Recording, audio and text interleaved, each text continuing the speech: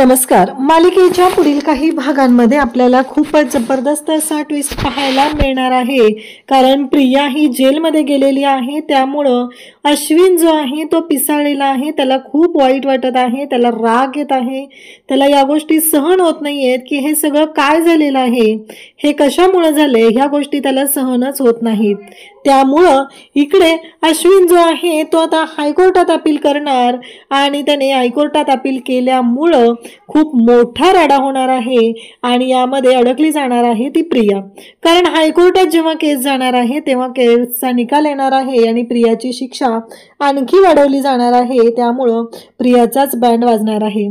त्याचबरोबर मधुभाऊंनी एका गोष्टीचा खुलासा केलेला आहे, त्यामुळं जी गोष्ट घडणार आहे ती मात्र खूप जबरदस्त असणार आहे. आणि अर्जुनने प्रतिमा आणि सायली या दोघींची DNA टेस्ट करण्याचा निर्णय घेतलेला असतो. जेव्हा अर्जुन प्रतिमा आणि सायली या दोघींची DNA टेस्ट करतो तेव्हा त्याचे रिपोर्ट जे आलेले असतात ते पाहून मात्र आता सगळ्यांनाच धक्का बसलेला आहे. सगळ्या सुभेदार कुटुंबाला समजणार आहे की प्रतिमाची मुलगी ही प्रिया नसून सायली असल्याचं सत्य. हे सगळं कसं होणार आहे, काय होणार आहे ते आपल्याला पाहायला मिळणार आहे. त्यासाठी प्रेक्षकांनो हा व्हिडिओ शेवटपर्यंत पहा. त्याचबरोबर चॅनलवरती नवीन असाल तर चॅनलला सबस्क्राईब करा, व्हिडिओला लाईक करा.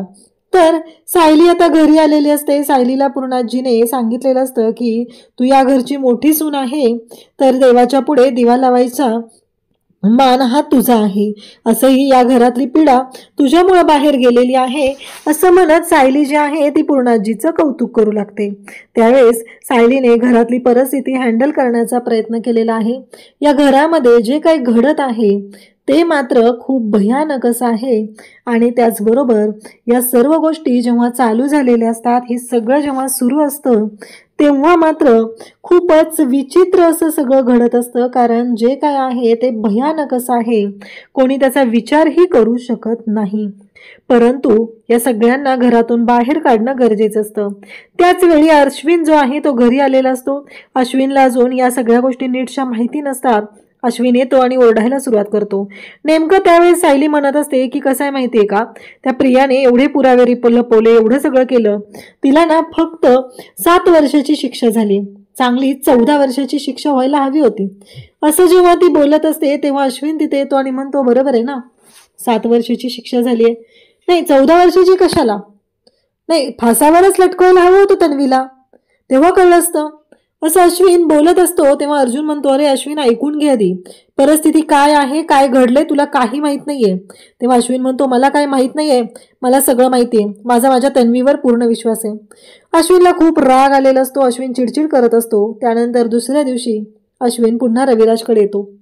रविराजला म्हणू लागतो की रविराज काका, काही करायचं आहे पण तन्वीला या सगळ्यातून बाहेर काढायचं आहे, तन्वी या सगळ्यातून बाहेर निघाली पाहिजे.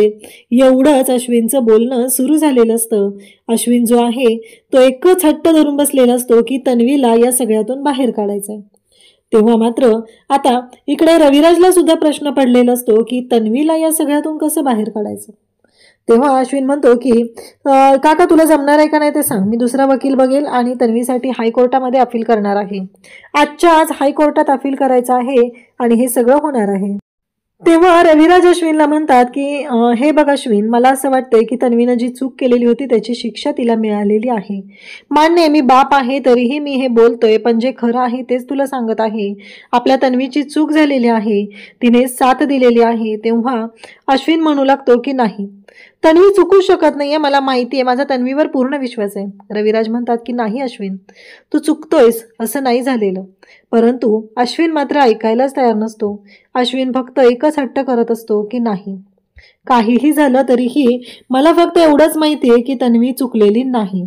तेव्हा रविराज समजवण्याचा प्रयत्न करत असतात आणि त्याचबरोबर हे सगळं जेव्हा घडत असतं तेव्हा अश्विन ऐकत नाही. अश्विन म्हणतो ठीक आहे काका, तुला यायचं नाहीये ना, तुला वकीलपत्र घ्यायचं नाहीये ना, ठीक आहे, मी दुसरा वकील बघतो आणि हे करतो. सगळेजण समजावण्याचा प्रयत्न करतात पण अश्विन मात्र ऐकत नसतो आणि तेच मोठा घोळ होतो.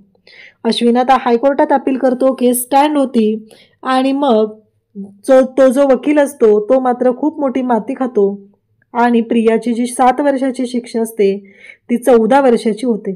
म्हणजे सायली जी म्हणालेली असते की तिला 14 वर्षाची शिक्षा झाली पाहिजे, ती गोष्ट खरी ठरलेली असते आणि आता प्रियाला पुन्हा एकदा जेलमध्ये घेऊन जातात.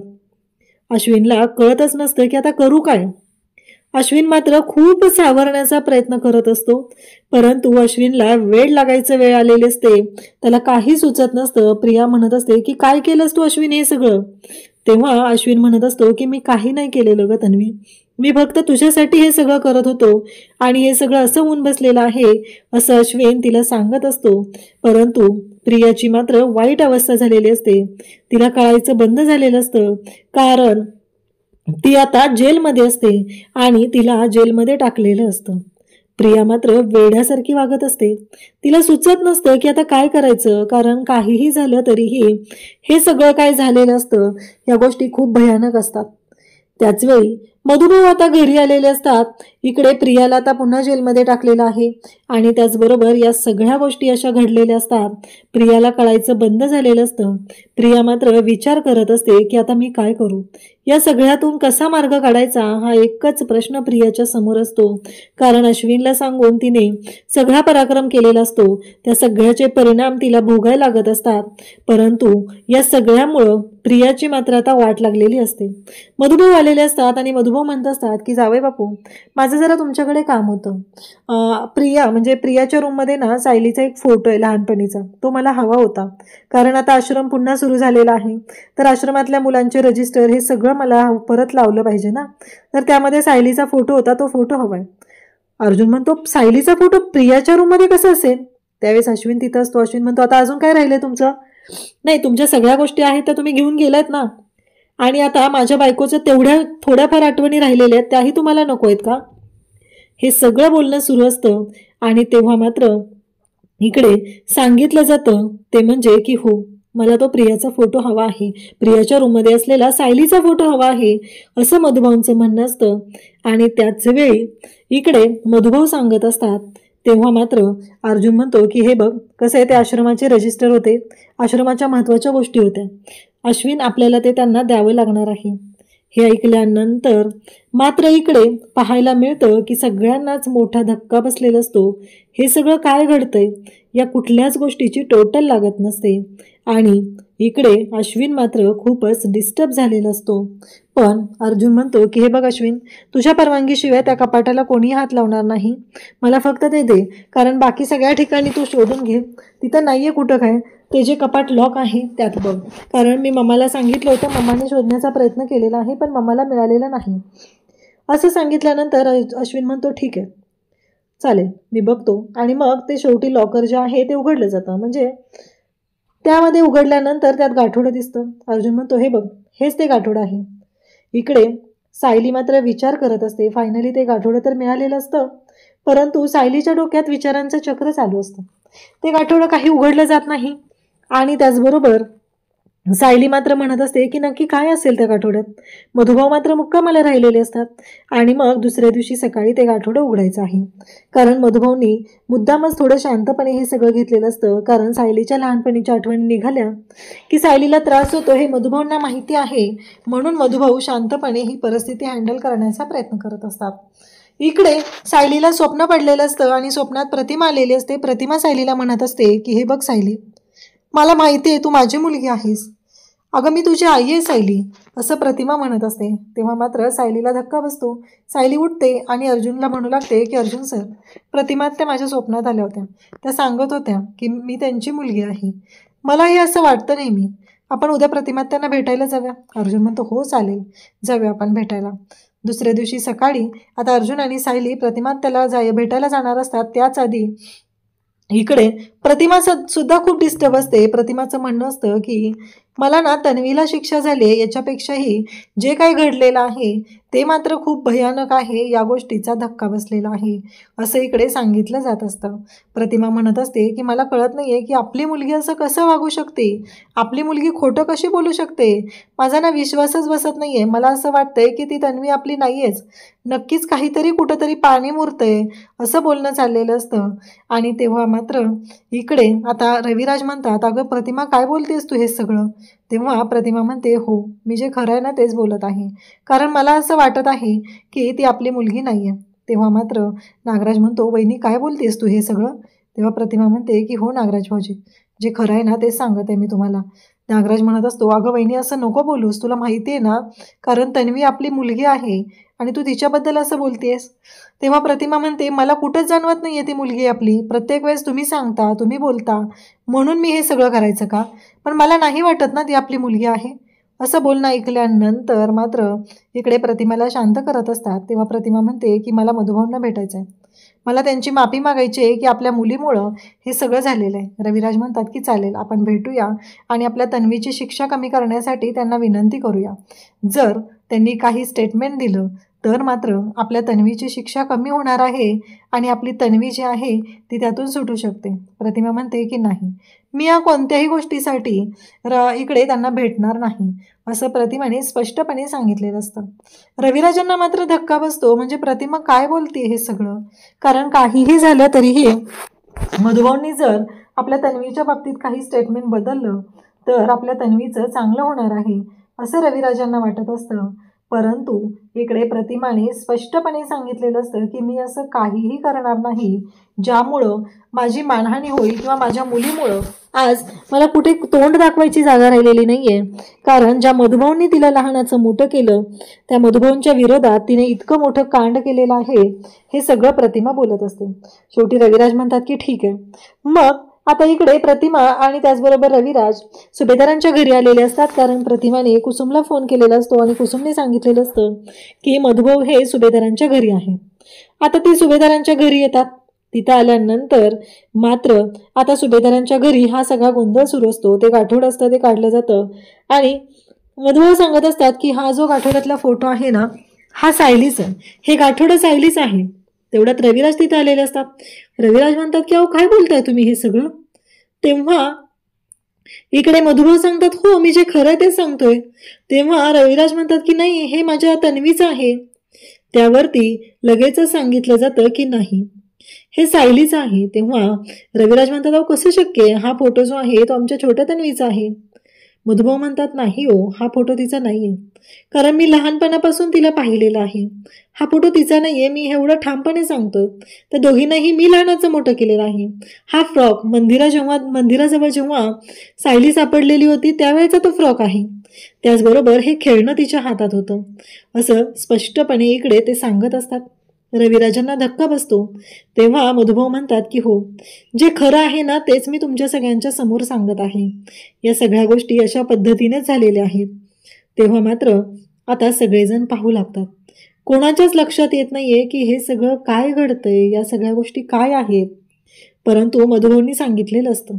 मधुभाऊ म्हणतात की हे बघा कसं आहे माहितीये का, मी तुम्हाला सांगतोय, कारण तुम्हाला खोटं वाटत असेल तर हे ह्या रजिस्टरमध्ये बघा तुम्ही, कारण याच्यामध्ये मी सगळं लिहिलेलं आहे. आणि एवढंच काय तर या फोटोच्या मागे सुद्धा मी सायली नाव लिहिलेलं आहे. हा फोटो तर आता तुमच्या सगळ्यांच्या समोर मी प्रियाच्या रूममधून काढलाय ना, मग याच्यावरती कसं लिहिलेलं आहे सायली नाव? हे ऐकल्यानंतर सगळ्यांना धक्का बसलेला असतो. सगळेजण पाहत असतात. खरंच त्या फोटोच्या मागे सायली नाव लिहिलेलं असतं. सगळे म्हणतात म्हणजे? तेव्हा मधुभाऊ म्हणतात हो, प्रियाचाही एक फोटो आहे, प्रियाच्या फोटोच्या मागे प्रिया नाव लिहिलेलं आहे आणि ज्या दिवशी ती आश्रमात आलेली होती त्यावेळेचा तो फोटो आहे. हे ऐकल्यानंतर मात्र आता सगळेजण पाहू लागतात हे सगळं काय घडतंय. मधुभाऊ जे सांगतायत ते खरं आहे का, हा प्रश्न सगळ्यांना पडलेला असतो. परंतु हो, मधुभाऊ जे बोलत असतात ते अगदी मनापासून बोलत असतात. मधुभाऊ जे खरं आहे तेच सांगत असतात. तेव्हा अर्जुन म्हणतो की ठीक आहे. मधुभाऊ म्हणतात की हे बघा, तुम्ही कोणत्या पद्धतीने चेक केले मला माहीत नाही, ती तुमची मुलगी आहे, त्याचे पुरावे काय दिलेत, पण मी तुम्हाला स्पष्टपणे सांगतोय की हा जो फोटो आहे तो माझ्या तन्वीचा आहे. हे ऐकल्यानंतर आता सगळेजण पाहत असतात, परंतु कोणाच्या पुढे काहीच आता उत्तर नसतं. तेव्हा अर्जुन म्हणतो की ठीक आहे, आपण आता मधुभाऊंनी सांगितलंय ना, आपण एक निर्णय घेऊया. अर्जुनचं असं म्हणणं असतं की आपण सायली आणि प्रतिमा त्या आहे ना यांची DNA टेस्ट करूया. असं अर्जुन ज्या क्षणी म्हणतो त्या क्षणी सगळेजण म्हणतात की चालेल, हा उपाय चांगला आहे. रविराज मात्र सुरुवातीला शांत असतात, त्यांना हे पटत नसतं. परंतु अर्जुनने स्पष्ट केल्यानंतर मात्र आता कोणताच पर्याय राहत नाही. अर्जुनने सांगितलेलं असतं की आपण त्या दोघींची आता DNA टेस्ट करायची आहे. हे सांगितल्याबरोबर इकडे अर्जुन जेव्हा हे सगळं बोलतो तेव्हा मात्र सगळेजण आता पाहत असतात. प्रतिमात्या म्हणते की हो चालेल, बरोबर आहे, अर्जुनचं म्हणणं मला पटलेलं आहे की आपण DNA टेस्ट करायचं ठरवूया आणि जर एकदा का DNA टेस्ट झाली की मग आपल्या सर्वांच्या समोर सत्य येईल. मग अर्जुनने प्रतिमा आणि सायली या दोघींची DNA सॅम्पल घेतलेले असतात. त्यासाठी त्यांचे DNA सॅम्पलसाठी हेअर घेतले जातात आणि ते दिले जातात. एक 24 तासामध्ये DNA टेस्टचा रिपोर्ट येणार असतो. सगळेजण याच विचारत असतात की पुढे काय होणार आहे, नक्की काय होणार आहे. हा प्रश्न सगळ्यांना पडलेला असतो आणि सगळ्यांना कळत नसतं की आता पुढे काय. परंतु अर्जुन म्हणतो की जे सत्य आहे ते पुढे येईल. मधुभाऊ म्हणत आहेत की नाही, ही छोटी सायली आहे आणि आपल्या सगळ्यांचं असं म्हणणं आहे की ही प्रिया म्हणजे तन्वी आहे. पण आता एवढं सगळं खोटं जर तिने लपवलेलं असेल तर आणखी काही गोष्टी असू शकतात ना तिच्या बाबतीतल्या. आपण का मधुभाऊंवर विश्वास ठेवत नाही? कारण मधुभाऊंनी तर त्या दोघींनाही लहानाचं मोठं केलेलं आहे. मधुभाऊंसाठी दोघीही सारख्याच आहेत असं त्यांचं म्हणणं असतं. आणि तेव्हा मात्र अर्जुनने आता ठरवलेलं असतं ते म्हणजे की DNA टेस्ट करायची. DNA टेस्टसाठी सॅम्पल दिलेले असतात. तिकडे अश्विन मात्र डिस्टर्ब झालेला असतो. अश्विनला कळत नसतं की आता मी काय करू या सगळ्यावरती. जर DNA टेस्ट निगेटिव्ह आली तर, म्हणजेच सायली आणि प्रतिमात्याचे रिपोर्ट पॉझिटिव्ह आले तर, हा प्रश्न पडलेला असतो अश्विनला. परंतु इकडे आता सायलीला तर एवढं काही नाहीये. शेवटी कसं आहे, प्रतिमात्याने तिला मुलगी मानलेलंच आहे. पण जर खरंच ती प्रिया फसवत असेल तर या गोष्टींसाठी हा निर्णय घेणं खूप गरजेचं होतं. आणि फायनली DNA टेस्टचा रिपोर्ट येतो. सगळेजण एकत्र असतात. DNA टेस्टचा रिपोर्ट आलेला असतो आणि त्या DNA टेस्टनुसार हे क्लिअर झालेलं असतं की सायली जी आहे ती प्रतिमा आणि रविराज यांची मुलगी आहे. म्हणजेच मधुभाऊ जे बोलत आहेत ते खरंच आहे. त्या क्षणी पूर्णाजी सगळ्यांना खूप मोठा धक्का बसलेला असतो की हे सगळं काय आहे, हे सगळं कसं शक्य आहे. म्हणजे ही मुलगी कोण होती, इतके दिवस आपल्या सगळ्यांना का फसवत होती. मधुभाऊ म्हणतात की मला नाही माहिती, पण मी तुम्हाला एक गोष्ट सांगतो, ती म्हणजे ती मुलगी प्रत्येक वेळेस फसवेगिरी करणारीच आहे असं मधुभाऊ स्पष्टपणे सांगत असतात. तेव्हा मात्र आता रविराजांना धक्का बसतो आणि त्या क्षणी रविराज मधुभाऊंच्या समोर हात जोडून उभे असतात. मला माफ करा, प्रतिमालाही तिचं मन जे सांगत होतं इतके दिवस ते पटलेलं आहे. सगळ्यांनी तिच्यावर विश्वास ठेवला आणि फायनली आता सायली ही रविराज आणि प्रतिमा यांची मुलगी आहे हे सत्य समोर आलं. अशाच अपडेटसाठी चॅनलशी कनेक्ट राहा. थँक्यू.